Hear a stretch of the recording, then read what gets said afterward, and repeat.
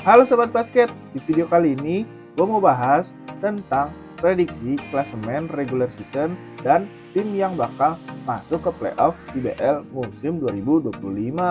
Langsung aja kita bahas.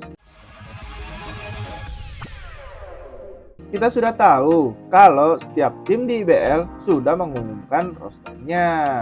Dengan begitu, kita bisa lihat skuad dari masing-masing tim dan di mana yang benar-benar mempersiapkan kedalaman skuadnya untuk IBL musim 2025.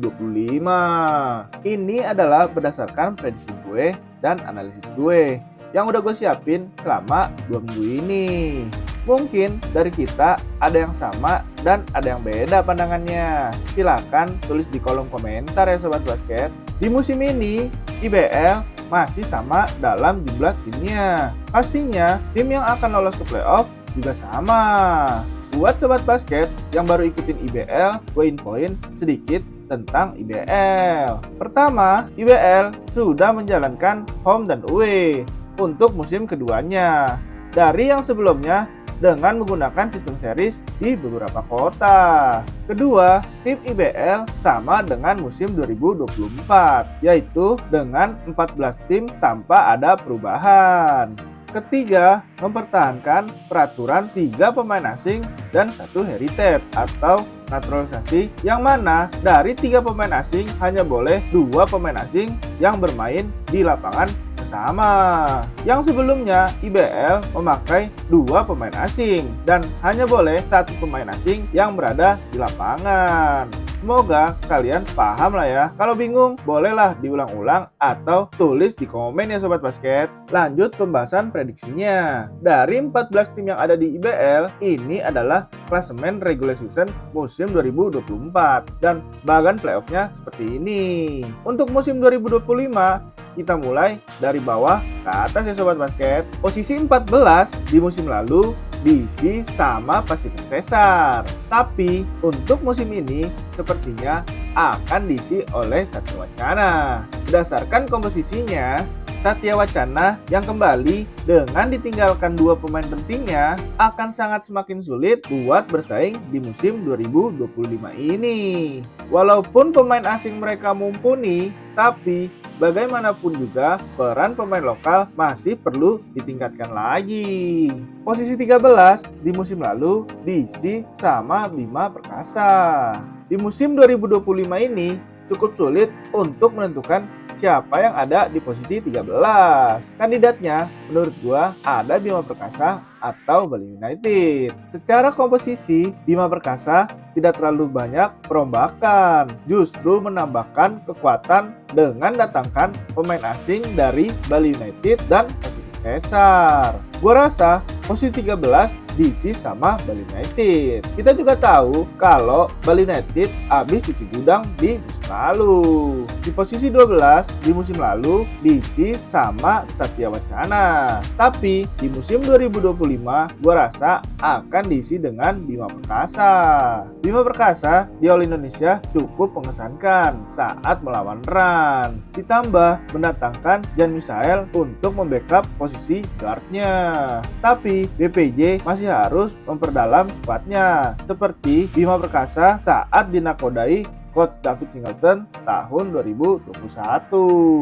Posisi 11 di musim lalu diisi sama Tangerang Hawks. Di IBL musim ini, Tangerang Hawks menurut gue bakal naik ke peringkat atas. Dan di posisi 11 bakal diisi Pacific Cesar. Tim ini sudah mencoba untuk lebih memperbaiki skuadnya dengan mendatangkan pemain senior seperti Azarian Praditya.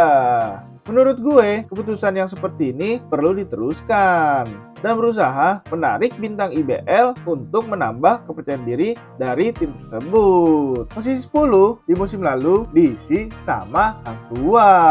Sejujurnya, untuk posisi 10 sampai dengan 8 di IBL musim 2025 cukup sulit karena 3 tim bakal merebutkan 1 tiket terakhir untuk ke playoff. Maka dari itu, ini adalah posisi yang sulit dan bergengsi juga pastinya. Di posisi ini, gua taruh Raja Wali Medan. Sejujurnya, gua pengen Raja Wali Medan bisa masuk ke playoff untuk pertama kalinya. Tapi, sepertinya masih harus bersabar lagi untuk membangun squad lebih dalam lagi. Posisi 9 di musim lalu diisi sama Raja Wali Medan. Posisi ini bakal diisi dengan Rans. Gila loh bang, berarti Rans gak masuk playoff. Yap, kalau dari analisis gue, kedalaman squadnya memang gue akui Rans diisi pemain dengan nama-nama yang lumayan dikenal. Tapi jantung dari Rans tetap dengan Devon van Nostrand. Jika pemain keturunan Subang tersebut over minute, bisa dipastikan squad dari Rans bakal chaos.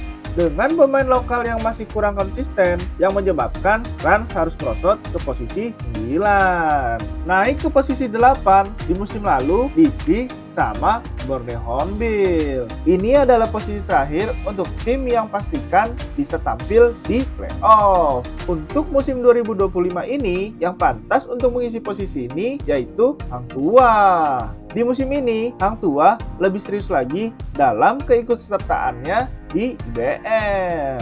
Banyak melakukan perombakan tim dari tim pelatih sampai komposisi pemainnya. Dan menjadi menariknya, di mana dua pelatih lokal akan berduet di Hang Tuah, yaitu Coach Inal dan Coach Cacing.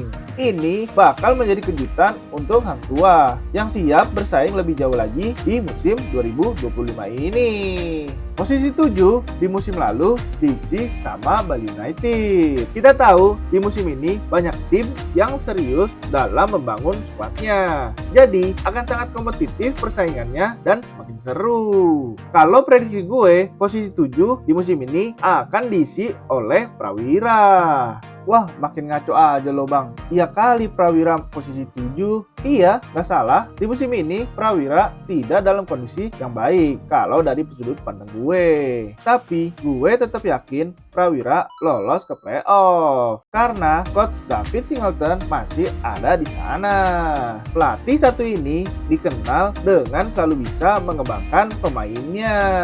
Tapi sedikit keluar dari topik. Andaikan ini musim terakhirnya Coach David Singleton bersama Prawira, kira-kira Coach David Singleton kemana ya? Kalau prediksi gue bakal ke KBS di musim depan. Kenapa ke KBS bang? Karena Indra Muhammad udah di KBS Mini. Kalau sampai ini kejadian, channel ini yang pertama kasih prediksinya ya sobat basket. Posisi 6 di musim lalu diisi sama Rans. Untuk musim ini akan ada pendatang baru dan untuk pertama kalinya yaitu Tangerang Hawks. Melihat dari beberapa pertandingan scrimmage dengan beberapa tim, secara konsistensi Tangerang Hawks masih agak sulit. Tapi masalah Tangerang Hawks musim lalu sepertinya sudah teratasi. Dengan 3 pemain asingnya yang solid dalam sisi defense maupun offense-nya, tidak sampai di situ. 3 pemain Tangerang Hawks sepertinya memiliki work ethic yang baik,